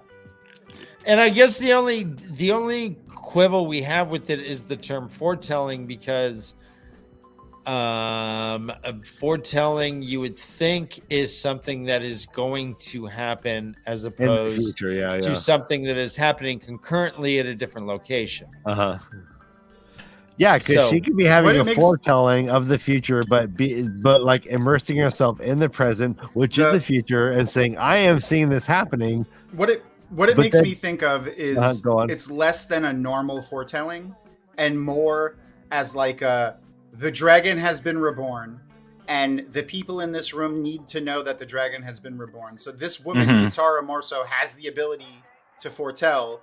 So the pattern is you have this vision, blah! Right. And then it kills her. Josh, why did Katara die? I mean, like I said, the only reason I can think is because the vision was so intense, right? Or she was just fucking old. I mean, and it was too much for her. Yeah, both good. The way they described her, she had snow white hair already, right? Yeah, she had snow white hair but she didn't have any wrinkles, and she was voluptuous and beautiful. But so she could be on the older side for Aes Sedai, especially if she didn't have gray hair to begin with. I mean, it could just be that foretelling is dangerous, and Every day I wake up with 2 future tellings and 2 present tellings, and I it's a roll of dice. Right? If I get it wrong, I die. If I don't, I live. Exactly. Well, you're crazy luck. Living on the edge, man. I am, but as always. Steven Tyler once sang. I'm always guessing right. Living on the edge. Isn't it crazy that Steven Tyler used to criticize people about their singing? That's the best point of the entire night. Let's take a break. Well, is there anything else you wanted to say about this chapter, Josh, before we close it? I don't think so. No, I think we got most of it. Yeshua. All right. Okay. And you want to take a break, right? Yeah. Other than who is the faceless man hurling lightning? Well, Rand has done that several times, I guess. Has anyone else hurled lightning on screen? I guess it's just him in the future, right? It's Rand in the future, and they don't know what he looks like. But why is this? Okay, God damn it! Why is this happening, Josh? Why are we? I don't think we should gloss over. Why this. are we seeing a future Rand? What the fuck is happening then? Why? Where is this canonically appropriate at all for these people to be dreaming this? Maybe they're not actually dreaming of. Well, let's let Josh answer. Oh. I don't know. We wanted Josh to get it wrong. And we all laugh at him. Oh, well, that's real encouragement right there. Yeah. Josh, I'm not saying anything now. I don't think there's a Josh- right answer here, Josh. this so I show think is you're shot in safe. Florida. If it's all about shot in Florida. don't I'm just laugh. kidding. I mean, like 6 times out of 10, we don't laugh. Yeah. You just. I mean, what? Why is this not canonical? I guess is my first question. I'm not sure that I agree with you. Well, is Moraine and Swan a dreamer, and does it make sense for them to have the same dream? Well, but this is an unprecedented moment. Okay, so you're Once in a cycle, the dragon is reborn. so because Like, they're okay, all right, hang on. go on, yeah. Why did the 3 wise men travel to Bethlehem? I don't believe that happened. But you believe that? Yes, No, All right. they had yes, similar I believe visions. real time They were more than the compelled. Bible. Yes, but go Okay, on. well, Robert Jordan believed. Yes, Therefore, and this book is written from a Western cultural I love perspective. it. I love it. Go on. Yeah. That's why. Okay. Everyone is experiencing They were the getting fucking visions. Star of Bethlehem. Yeah, the important. It's just slightly different the way it's executed. Yeah. Well, and we can also The Messiah is being born. We have a powerful seer having a vision of it concurrently with his birth. Everyone else is dreaming about it, seeing the pattern's vision of the future executed in this near Tel'aran'rhiod. Good. And yeah, we've seen this. More dream plus. Yeah. I Okay, like no- this theory. So you're we've saying seen- this we've already emanates? seen this. Wait. So this is all emanating from Rand himself, Or the pattern. Or there's like a or radius. the pattern, or the previous dragon souls that are within I him. love this. Okay, awesome. I love this theory. 10 points for you, Josh. Yeah, bonus And points. we've seen shared dreams within the story. Yeah. We Mhm. saw it in Andor. We had Basil Gill. Mhm. It was like, yeah, I had weird dreams about, and it was the same thing that Matt and Rand had. This is a common theme, kind of around Rand in general. And I wonder how common it occurred if the 2 rivers were all just having the same dream, but because they have no sense of communication skills, that they never were able to discern the fact Talk about it. Mhm. that they were all having the same dream simultaneously for years. Yeah. Okay, that's fascinating. I really that was of all the chapters. I was like, oh my god, this is something. I really like Josh's thought on that. I That's do my- too. That's my new headcanon. The for what question you wrote was like, did this, really? I love, yeah, right. Like Josh is amazing. Like the question was like, does this add to the canon, or is this like kind of like a one-off? Like, Yeah, I see what you mean. Mhm. Let's just ignore this little diversion. But I think it adds. I think if we're gonna, I'm choosing myself to take this as literal as possible, as everything as determined as possible, and analyzing it in that frame. Well, I think it's why that sentence about the Aes Sedai not dreaming sticks out so much, because Yeah. it's like they probably are experiencing the same thing, like Tom said. Like, I think that's an important point, right? Yeah, cool. Well, and they both interpret these as nightmares. That's their Mhm. own words. So Mhm. everyone is not just having the same dream; they're having the same terrifying dream that causes fear and discomfort. Well, Did you- a man which is channeling, nightmare. especially Ty Sedai, would cause fear and discomfort. I don't know, Oh, but yeah, how about that's this? a good point. But did you find it notable that when Moraine and Swan confirmed that they both dreamt basically the same thing, that they just accepted that? Did you find that notable at all? The wheel weaves as the wheel lives. Ah, fuck you. They're like, God yeah, damn yeah, you, Tom. they're Ah! And they did both hear the same vision. They both heard the same foretelling. So if anyone would have the same dream, it would be the 2 of them. Now, if other accepted had said, "Hey, here's the dream that I had," then maybe they would start to question it. I feed on your anger. No, yeah, I know, Tom. I'm learning this about you. I'm learning this about you. All right, well, let's take it. All right, let's take take a quick break, and then we'll finish up this show. All right. I have let's put on some homunculus Rex. Let's get old school music. I think I got this. I heard of that band. I've seen that band live. Well, tell me about. You went to our first show. I think it was the first time I met you. Was it your first show? I knew you when you lived at the across hairdresser. The street. I think I waved to you. Okay, from when Ryan's you lived apartment. across the street. Yeah. Ryan's condo. Yeah. That was a weird right. spot. That weird neighbor who would take up all the parking spaces and be aggressive. Yes, that was weird. All right, can we hear this? Yep. All right. 5 minutes. All right. No. Let's go 10. Okay. We'll see you soon. Terrio to Dahlia Waste. Oh, was she? Her Marissa's vision, we learned that caused her to migrate to the waste and become an Aiel. So in some ways, Guitarra Moroso is responsible for the dragon being reborn, or her vision anyhow. Yeah. So like the pattern has been using her for a while now. Yeah.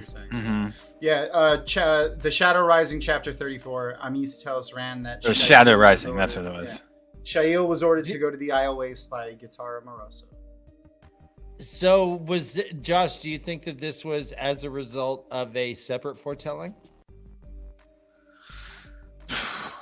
It was a foretelling. I think we learned that in that chapter. Yeah, that she had a foretelling that if she didn't go to the Isle Waste, the world would burn or something. Okay. Right. So that's where when Rand learns he has a half brother as well, which we talked quite a bit about, like who the fuck is that? Which we still don't know. Thanks, man. So we are in chapter 6, Ryan. Are you ready for chapter 6? I am ready for chapter 6. I'm You ready and to your lead sexy us dark through room right there. Chapter Look how 6. sexy and dark his room is. Look at it. Surprises. It's like I'm going for intimate. Not But I do think it's Yeah. important. I do think it's important that Moroso's been so involved in this. What it means, I don't know yet. But it's clear that like this is a pattern-related event, right? Yeah. Well, good, maybe. Yeah. No, I hear you. I mean, everything is a pattern-related event, isn't it? I mean, to some The degree, wheel yes. does wheel. Mhm. Wheels All right, gonna so wheel, Wheels, baby. the weave wheels. That's All what right, Wheels yeah. gonna So, he loves. That's what we ahem. A bumper sticker that says "Wheels gonna wheel." All right, chapter 6, surprises. Who's gonna wheel? It's morning in the tower. We learn that everyone gets up super early, and Swan is an early riser. Maureen is catching up to her, and she's already dressed. The Mistress of Novices, we meet her. What's her name? Shiriam. Yeah. All right, so the future Mistress of Novices, we meet Shiriam. We learn that she likes to eat breakfast, which I think She loves breakfast. Bagels. is a foretelling of her being like, and she described as plump later. Well, because Right. of all that Yeah. breakfast food, Ryan. Yeah. I think Sure. this is it's all adding up. It's my favorite kind of Aes Sedai. All right, so the Mistress of Novices enters, and everyone's upset and concerned. They don't know why she's here. Why is she wearing her shawl? And she walks up to Moraine and Swan and Shiriam, and she starts talking to them. She's like, Shiriam, why don't you take a long walk off a short pier? Yeah, bye. And Why don't you make like a tree and get out of here? Why don't you make like a tree and get the fuck out of here? yeah, so they're basically tasked with like copying and pasting like other people's notes, and this seems mundane, but at this point, Josh, do you think that they are being compelled to Like, at this point, do you think it's a coincidence that they're giving the opportunity to look at the list of names? How about that? Let's start with that. Nothing is a coincidence. It's a Robert Jordan novel. Okay. There. I know. I just kind of prompted you, but did you think that when you're reading it? Did you think like, oh, like this, they're being led to this, or did you like, where were you at as a reader? Yes, the pattern colluded to have Moiraine's uncles die, so that she could be kept back and not have to go out, and Ooh, I absolutely love that idea. I love the idea that the pattern would like kill Layman, not because Layman's a dick and the Aiel needed their retribution, is because they needed this moment right here. Well, the prophecy couldn't have been fulfilled of the dragon being born on the slopes of Dragonmount if the Aiel hadn't come for their vengeance against Layman. All of I like that. Yeah. I like that. Right. So it's all interconnected. I mean, obviously it's all interconnected, but Secret Scroll is gonna be giving us a. Oh wait, the word's coming. Tuckerizations. Tuckerizations? Yeah, it's when you name a character in a book after somebody. Oh, nice. See Secret Scroll in the chat over there? All right, I love how we see it that Moiraine is able to like kind of do the Aes Sedai, like sussing out intentions and what have you way faster than Moiraine at this point. Like she's Swan's twice fast. Yeah, Swan is twice as fast as Moiraine, and Moiraine, and it pisses Moiraine off. Yeah. Oh yeah, and but turns her on. Like, let's be real. Let's be real. So she asks, like, why is everyone concerned about you, Moiraine? Why are they asking why you should be upset? And she says, well, like, whatever, my 3 uncles died. And this moment right here, like I would just love to talk about it. There's something very touching about it. So much is unsaid. So much is what you'd expect that would happen when you loved and were intimate with someone for over 6 years straight.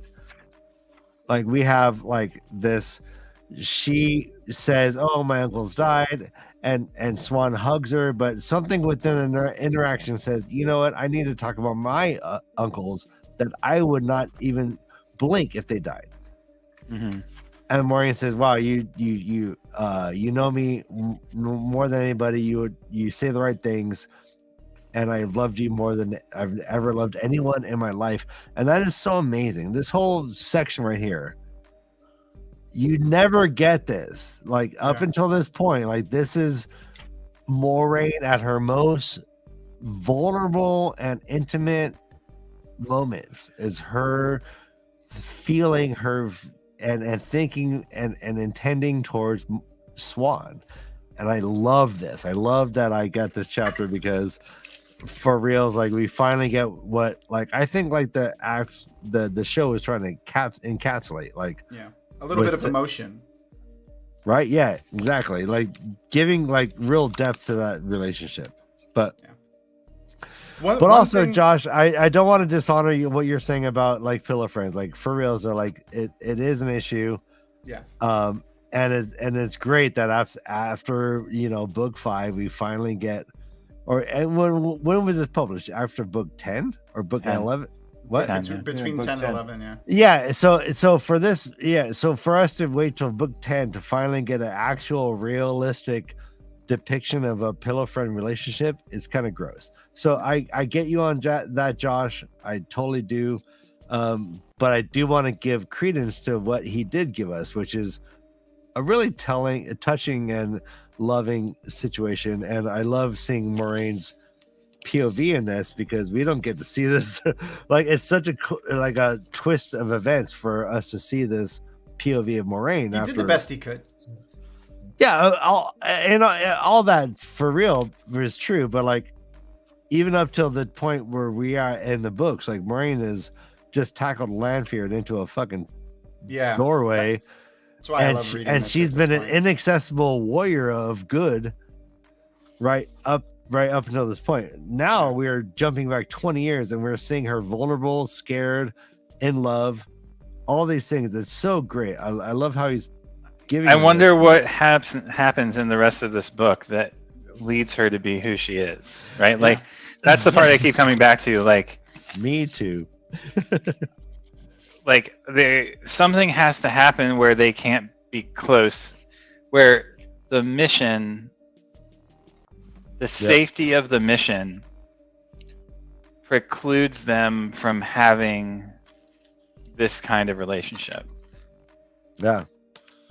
Whether that's like, I don't know, the Black Aja or the world at large or pressures from within the White Tower or societal forces. I don't know. Like it could be so many different things that like lead to that, but MaTsDaGger says Raffo. Well, I mean, like right now, all we know is that Tamara was there, Guitar was there, Maureen was there. Yeah. Right, One like, thing, and Tamara said, "Don't say anything like this." These are all edicts coming from Tamara. The And lie. Amaranth. What's that? and lie. Lie if you need to. If anyone asks you, lie about it. Yes, and then like an actual edict to lie, which is unprecedented. yep. And I think we know Tamara dies. I mean, Tamara has to die at some point because she's not Dominant Seat anymore. So, like, Fair. That's fair. She RBG. The Well, we see that Swan is young. Do you think that Swan is the next one after? no, I'm Tamara? sure there's got to be at least one in between them. I think. Okay. the interesting thing here is when to go in a different direction is when Maureen is talking about her uncles and her past and her family. Mm-hmm. She never mentions Lord Barthanes, who is the head of House Damodred, at the time of the book, so in 20 years. But like Barthanes, young Barthanes, maybe he's next in line or anything like that. Just nothing. Mm-hmm. No mention of him at all. I just wonder if that's It was Barthane's manor that ran across the cat. Well, Tom, he was probably like 8 years old or something. Well, no, because he's 30. No, he's an older man. Like he's the lord of the house, so he's got to be in his teens at this point in the book. Wait, did Ran cat cross the cradle with Barthanes? Yeah, I think so. Yeah. Okay, that's what I'm remembering. Okay, thanks. Yeah. All right, so back to chapter 6 of the new. I do love this little bit at the end though about have you considered becoming queen of Karhinen yourself? Yeah. So we have this whole situation where all of the sitters of the Aljas pull her aside and start manipulating her, and finally, like, hey, maybe you should. One of them is explicit. It's just straight up direct, yeah. And she gets the intentions of the whole, and I like how she says, well, let's add this to my nightmares. Mm-hmm. Right. Yeah.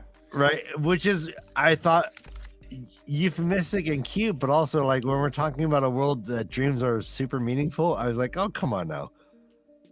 Like, did you really add it to your nightmares, or are you metaphorically adding it to your nightmares? It really matters.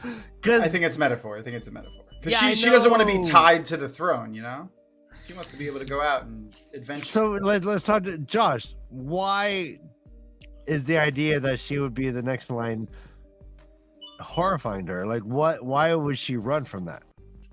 She's so duty bound. Because no Aes Sedai has been the queen there for generations. And the last time one was, something bad happened. I know, but can you imagine? 1,000 years. Wait. Like, if Moraine's so duty bound, can you imagine if she was like, okay, if she fully felt like her goal was to like heal that kingdom and be the queen? I think like could she have? I think we already see her blue tendencies here. It's not about her kingdom. So she's seeing bigger, right? Bigger picture. She's seeing a bigger scale, larger scale. Isn't that fucking crazy? Like that makes her so much more magnificent. Like, yeah. Anyways, okay. I love that. I love it. Hold on, I just want to because I jumped ahead in the book and I did some control F-ing to go reread when they introduced Barthanes. He has long Control F-ing, is that like edging? Yes. Yeah, Yes. for It's the tough for to the do one with one hand. for the ones and zeros. Yeah. Yeah, it's tough to do with one hand. He has long graying hair, long graying black hair. So he's older. It's got to be in at least, late 30s, mid 40s. Okay, yeah.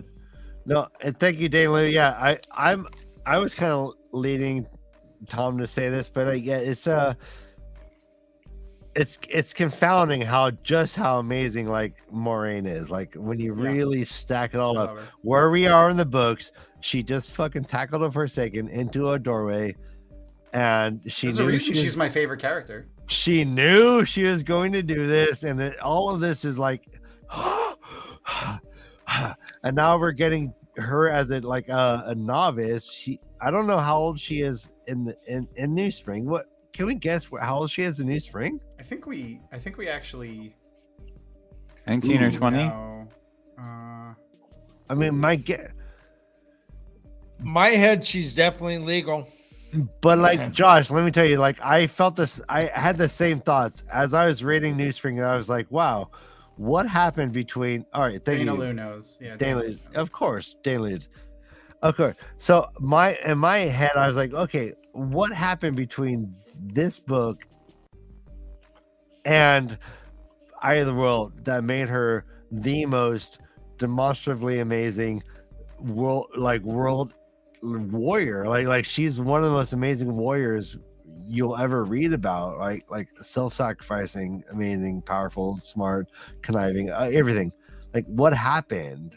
Because what we're seeing now is like, again, very Egwin like, very like naive, and she's just trying to like put it all together and like using her training and like in the moment, like oh my god, like, think about the mountains, think about the sky. Like this is not the Moraine we met at all. Well, I wonder I mean, do we see her become the accepted or become a sister in this book? And if so, like, what are the 3 rings? What is the experience of that gaining the shawl do to her? What does she see? Like, what does she foresee? And how does that affect the outcome of all of this? Yeah, we're probably going to have to raffle that, but that's a good thought. Yep. I like love that. it. I love it. Awesome. So we're going through books. I do love that Laras gets mentioned here already. Yeah. A plump Yeah. but attractive woman rocking the kitchen. Yep. So that and then we meet Jarna. Jarna comes in and she's a sitter from the Grey Aja, and she's starting to have a chat with Moraine. This is kind of Moraine's first like Is her last name Mayonnaise? Good question. Jarna Mayonnaise. Jarna Mayonnaise? Yeah. Can you go to the store and get me a Jarna Mayonnaise? Okay, yeah, or Jarna jelly. Peanut butter? Yeah. So yeah. Okay. Sorry. Yeah, so Jarna is just the first of all. We got all of the Ajas. They all came to her and started manipulating her and asking her about who will replace Lamin. And at the very end, we get one kind of like a slip up, which is like someone asking her, "What will you be the queen of Karrian? Like, will you accept that crown?" And that's when we see, I think, something very telling about Rain, where she's like, "What the F? The White Tower wants me to be queen," and she's like, "F that! I need to run." And then the chapter ends. Well, she thinks the best safety for her is to become Aes Sedai. She's like, there's not been one in the last 1,000 years, and the ones before that sucked. So Right. they won't even consider me if I'm Aes Sedai.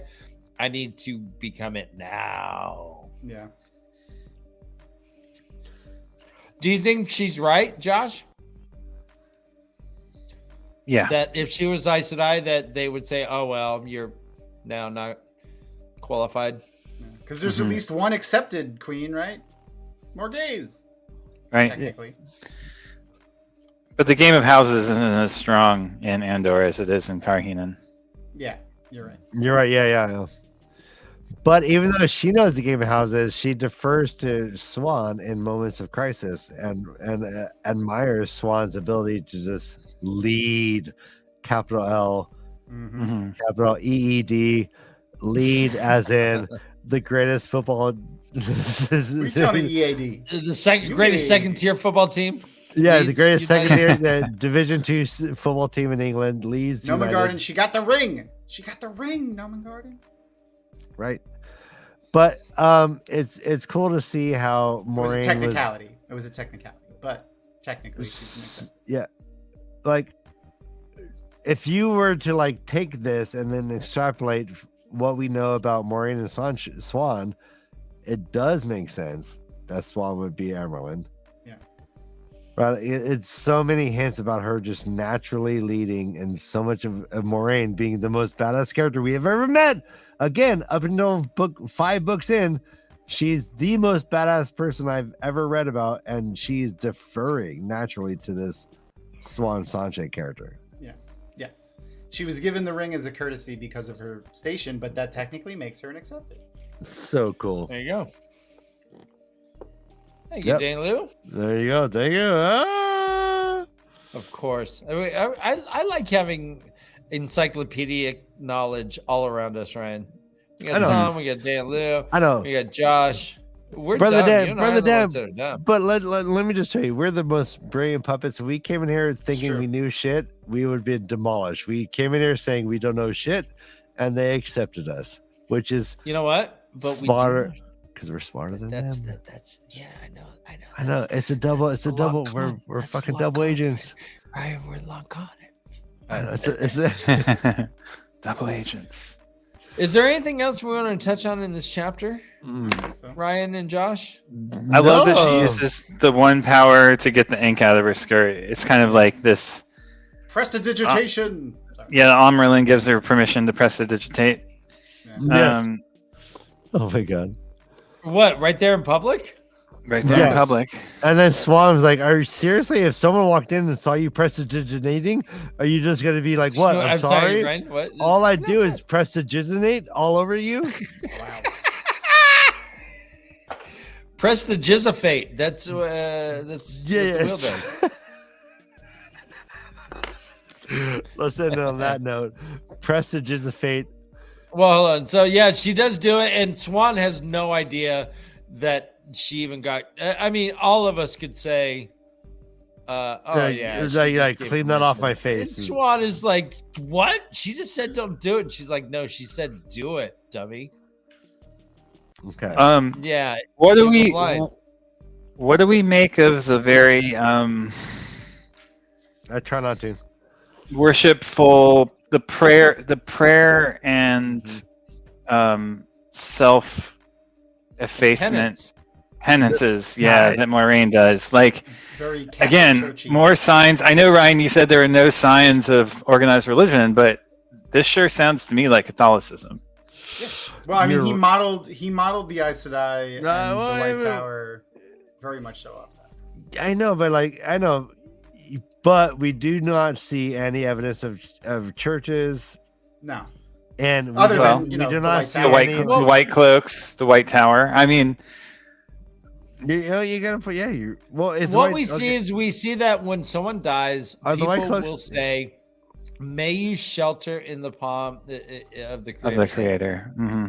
which is a wish for the Catechism. afterlife. It's a catechism. It seems very much The catechism, like we talked about last week. when they talk But about. it's a wish for the afterlife, so that is not known per se. Go on, Ryan. No, I'm saying when they talk about prayer, it seems to be specifically to your point about someone dying, afterlife, kind of influencing those events. But right here at the end of the chapter, Moraine says she spent most of that sleepless night praying to be tested soon. I hated you. I know. I think that's sloppy writing. Is it? Or did his worldview I don't know. diversify and mature during the time that he was writing the books? He was that's book 10. He wrote this shit. I think they're not using 2 books the from word, dying. I think they're not Yeah, using the good word. point. Oh shit. Yeah, that's true. That's true. He did write this after he knew he was sick. Oh my But, god. Oh I my don't- god! I don't Oh think my he's- god! Sorry, He's so frustrated. Tom. No, I'm He's excited. so loud, right? Oh. Right? He's so Oh, loud. I'll back off the mic, but I'm sorry. But No, like, that's Jesus Christ, Tom, I'm sorry to interrupt, but like, No, you're good. I never put this together. Like, this is okay. I got it now. He's dying. Yep. I got it. But he also like the praying that this happens doesn't necessarily mean she was like literally praying to the creator, make this happen. Yeah. She could have just been hoping, like using the word pray as just Hope, its strict yeah, definition for hope. Yeah, totally. Yeah. And I mean, penance doesn't necessarily imply like there are lots of non-Christian religions that have penance or And the do penance ritual. but the penance is directly to the Amerlin seat and not to the creator. They don't have to show penance to the creator. They're showing penance to the Amerlin seat. Well, but is that who she's showing penance to for her uncles? No, it's for her uncles, and I'm trying to look it up now, but she compares a group that does penance to the extreme. Yeah. Yeah, well, I mean, she's giving herself penance because of the way she felt about her uncles, and she felt that it was bad. But she's not doing it for the creator. She's doing it because But she prays for their souls to be. Right. Mm-hmm. But that's again known. You know what I mean? Like they know their souls are a thing. They know people have souls because people are reborn. So like it's not. It's funny because she also like earlier in chapter 4, I think she says like prayer was like a nonsense thing. Like she's like, she understood this was nonsense. Need to find that reference. It was very specific. Though, about prayer. Find that. Well, I will. I'm on Supper would be available in the dining halls for at least another hour. She put away any thought of food and instead spent that time kneeling in prayer for her uncle's souls. A penance. She did not mean to be one of those sisters who took on penances at every turn. It's like the penance isn't necessarily to the Amerlin seat. It's to a higher power. Mm-hmm. For their souls. Yeah, I mean, why would she do penance to the Amerlin seat? Yeah, the Amerlin For seat's not in souls. charge of their souls, right? Yeah. It's for their afterlife, is what I interpret it as. Yeah. But if they're reborn, And how much have that been reflamed, had been rekindled by the knowledge that the dragon is reborn? That's fair. Like, all of this is happening on top of one another, you know? Oh, sorry, She-Hulk. Secret Squirrel scared me where she said She-Hulk was canceled, but it's not. So I was distracted there for a second checking that. They canceled She-Hulk in a video game, not the show. Mm-mm. The last episode was so good. It was so good. of She-Hulk. Yeah. I love that. I mean, they're all good. The meta, Yeah. the like The meta breaking down of the was fourth wall, It the was meta. perfect. Yeah. It was So literally well done. taken right out of a She-Hulk comic too, because that's Mhm, full She-Hulk. Anyway, sorry, I got scared there for a second. I started watching Wednesday, but I fell asleep and it woke up. And Oh, it was- I've been enjoying and that. and it was It's Thursday. super I loved the good. shit out of that. It was Thursday. That's funny. No, I get it because it's days of Nice week. one. Yeah, right. Oh, that right. made me laugh. I know. I'm good on that. I just made it up on the spot. All right, The but like, best dad jokes are on the fly, Ryan. thank you. I mean, the other series that I'm reading right now is about Thursday next. So Oh, Well, this has been LeafCast, Right, right? left. Left. Is there anything else we wanted to touch on at all, Josh? I would like to touch on Josh. Oh No, but- oh, But Big- if we end within 2 minutes, like this will be one of the. This is great. record This is show. great. 2 hours tight 2 hours, Dan. We've been talking about this. Our producers want to. Our sponsors want it. Our executive producers want it. Tight 2 hours. our We underwriters, guarantee. our Uh, agents, our managers, our gaffers. I'll give My you underwire. Yeah, underwriters. our gifts. Guys, our- Tom, can you please plug what is happening this Saturday? Oh, for us? plug away. Oh, yeah. That's true. Yeah. So so if you look at my shirt here, it's a dragon mount shirt. That's because I also see it. Yeah, you can see it. My beard was blocking it because it's so magnificent. I am also over on Dragon Mount. Meet Tom. He's over here. Hi, Meet Tom. Stop talking to me. Stop it. All right. So anyway, yeah, Meet Tom is going to be on camera with producer Kathy, Magical Unicorn Kathy, and they are going to be interviewing Rafe Judkins, showrunner of The Wheel of Time. Super exciting. If you go, there you go. MaTsDaGger's got it. If you go over to the Dragon Mount YouTubes, you can click on the notification bell, and the stream is already available there. We'll be streaming on everything: Instagram, YouTube, Twitter, Facebook, all this stuff. So yeah, check it out. It's going to be at 12:30 p.m. Eastern on Saturday, December 17th. Are you still accepting question submissions? Yes, the form is still open to accept question submissions.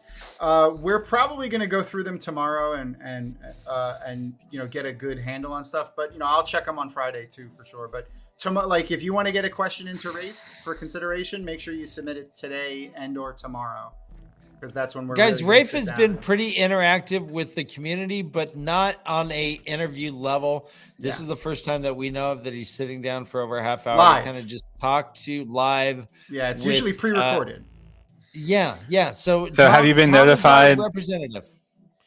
Have you been notified that there'll be an Amazon lawyer sitting on the panel as well? Oh, there's always Ben, we know Ben very well. So Ben is the Amazon representative. He always hangs out with us when we do interviews with the.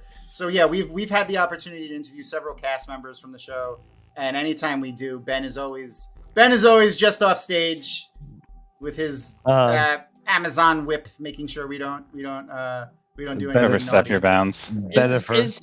Is his last name Dover and Spread Your Butt Cheeks? Yes. Yes. Yeah, I went to school with that guy. Yeah, he's a nice guy. His sister Eileen was great. All right. Everyone, we'll see you on next week. As always, run for your lives. This is The Way to Leave.